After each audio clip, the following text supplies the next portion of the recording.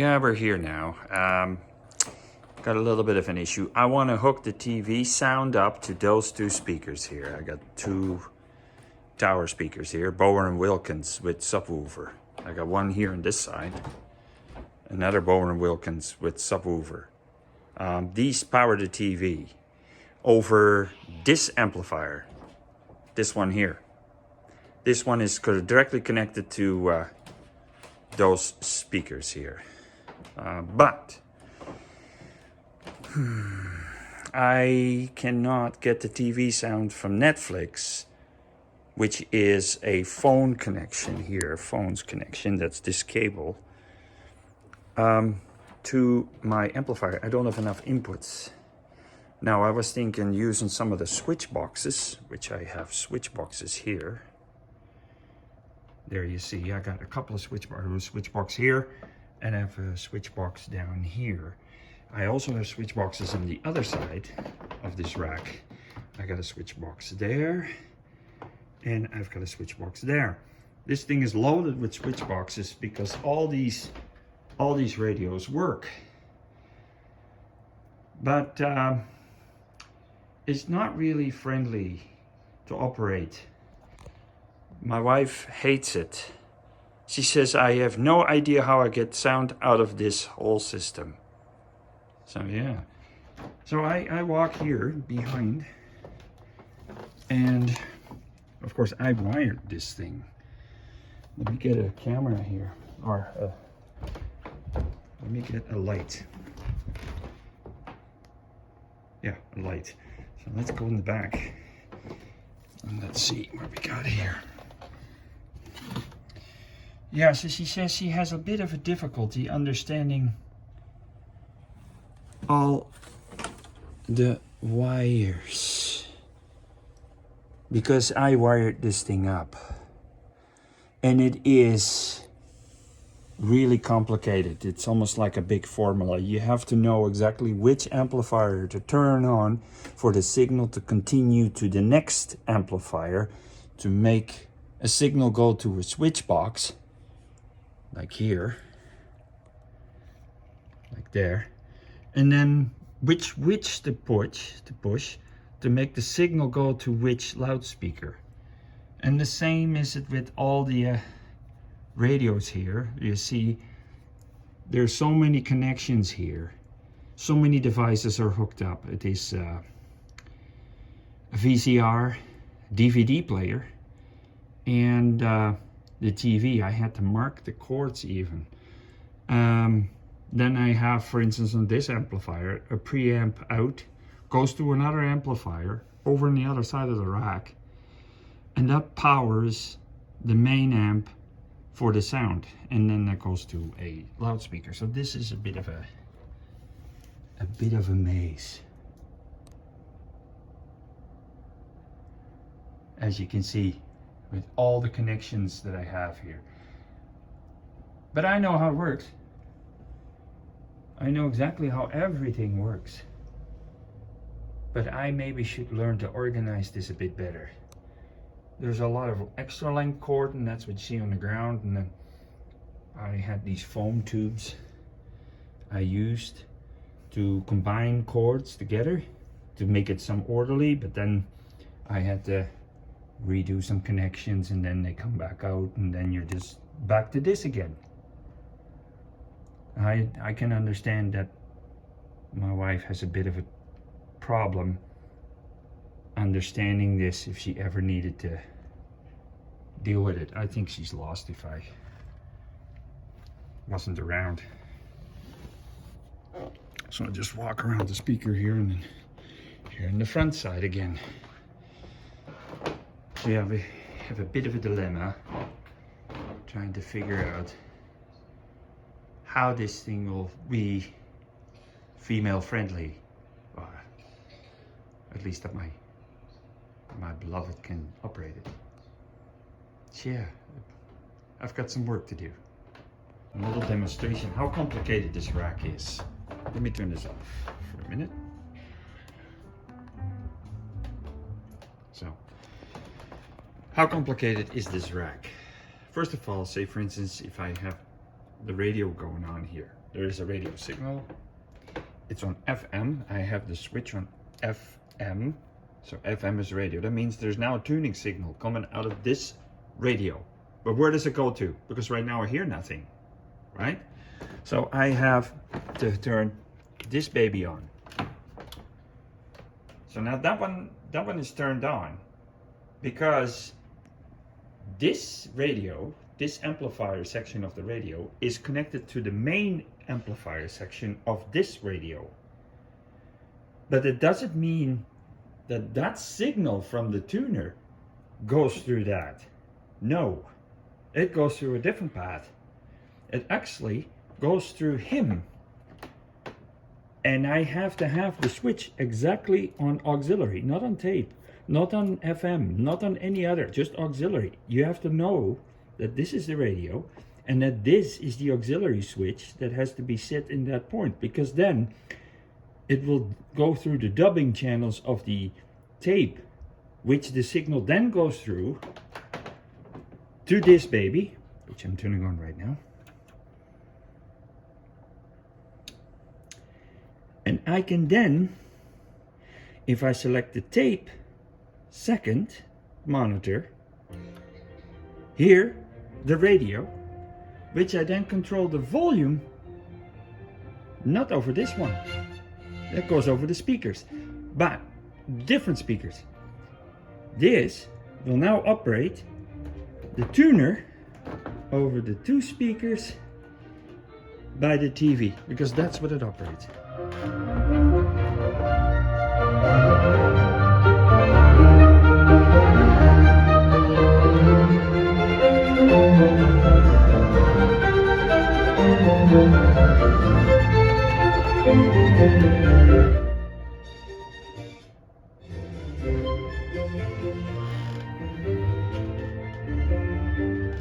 So this is operating those speakers.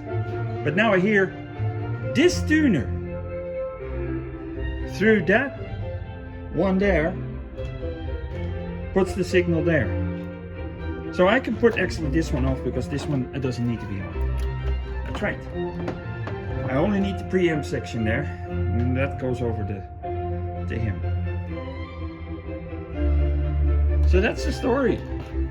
Very complicated. And you see, I thought it was going through him, but the main amp, this main amp is operating those speakers, and that's what you hear it. So if I turn this one off right now, that one is still on, right? But now I got to turn him on. Okay, now I can operate by operating this volume.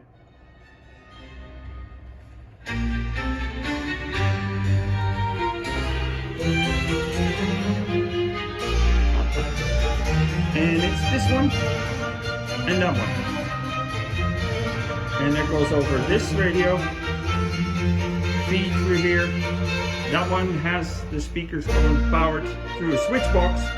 That switch box decides these speakers to be used.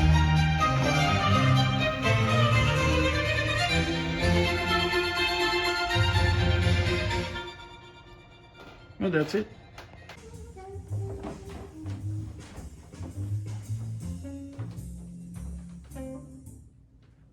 So we talked the last time about making it easier for my wife to operate this rack, this system. So I was just playing radio basically, or with the Luxman R1500. But I make sure that the TV and the speakers for the TV, the Bower & Wilkins, the 603s, S2s there, or S3s. 603 S3s and the double subwoofers here will be all hooked up to this TV. Right now you see like basically a big computer screen. That's where I use this TV for. It's a big computer for me to do my work. And then I have this one here, the Rounds 2265B, and I have that hooked up strictly to these speakers. So that's what I'm using here for the TV. My wife wants to be able to play the TV if she wants to, if the kids are here, the grandkids are coming. She never knows how to work this whole system, so that's what I came up with. So I have the 2265B on, and I always keep it on an auxiliary output, and then I can just adjust the volume. So if I turn the volume off here for this Luxman R1500 that I use for the computer, for the iPad actually, I have it hooked up. So let's turn the volume off and then look at what this does. So this is the computer. So I have now the auxiliary on, the volume on. My wife only has to turn on the on and off button on this receiver. Then if she wants to play something on the TV, she can just turn this down, and just like for instance,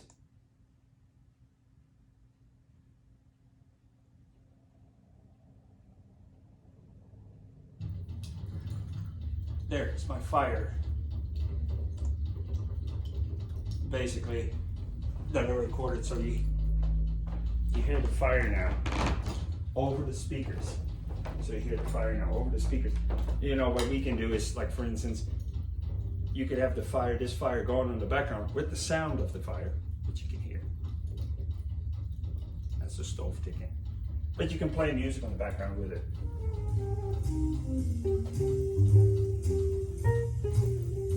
Right, that's a nice, cute little feature. I use that when I get guests.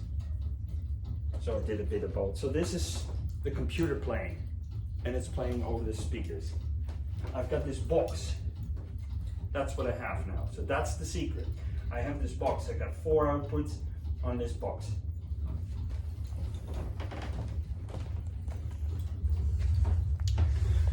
Four outputs on this box. See, personal computer, DVD, TV, and VCR, all hooked up to this box, all going to the auxiliary output of the Marantz 2265B. Here's the auxiliary output here. That's where I've got it set on. And you keep the volume on a certain size. You could just turn it up or down, whatever you want. I keep it like 1/3 open.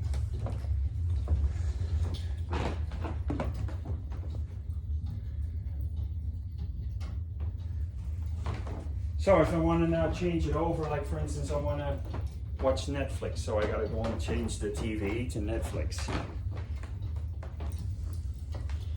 So I do that here. Still hear the sound of the stove going. Say for instance we go to Netflix.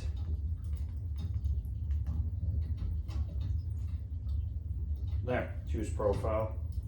Say for instance, okay, so now I want to hear everything from the TV. So press the TV switch on this box. It's quiet right now. So if I want to play this,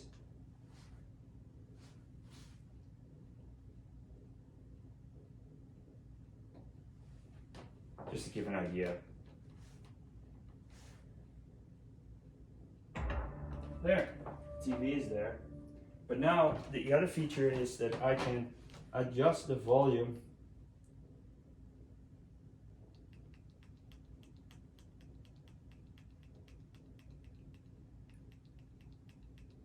right there, like for instance 67.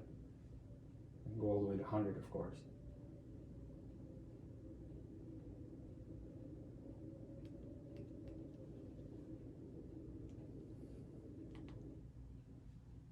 Like say for instance,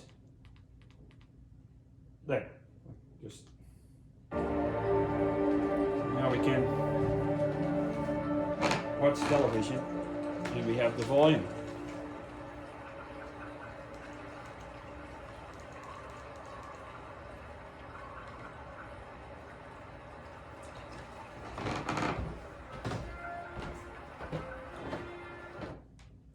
And we hear everything over these speakers again.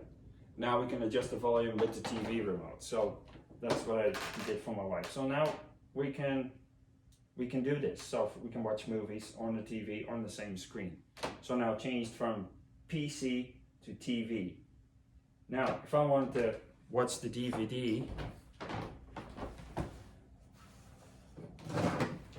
say for instance I have the DVD remote, so I turn that on and I get the DVD going. Okay, turn it open. And then I gotta just put a movie in, say for instance,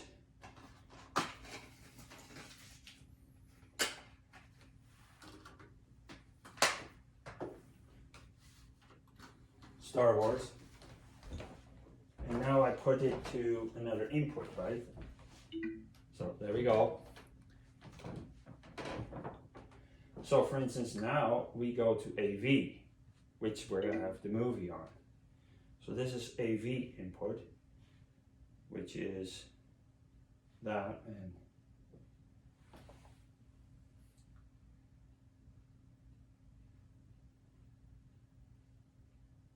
and now I have to put it up to DVD. There we go.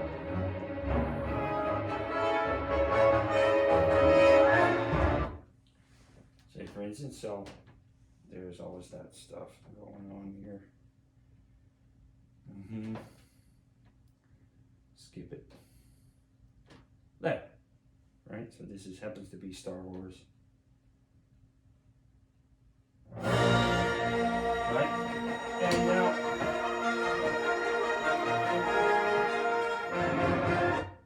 now you can adjust the volume back with the receiver. So if I play this.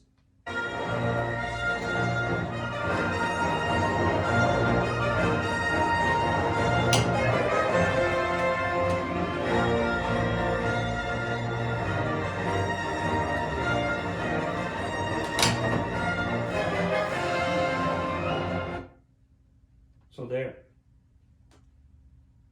we just played that. Now I can just move this back.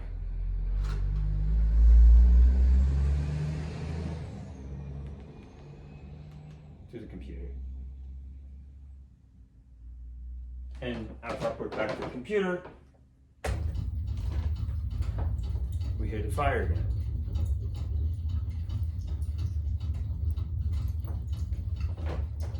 So that's what I've done. So now I can just turn this off, basically.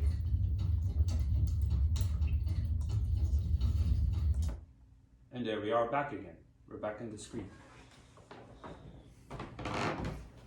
So that was it. That's what I've done. So now she just only has to turn on that receiver and play with the TV remote to get Netflix going. And the kids can watch that, and then make sure that you press the TV button on this box, and then everything should be fine. So that's what I've done to make it easier. Bye for now. That was it. That was the explanation. So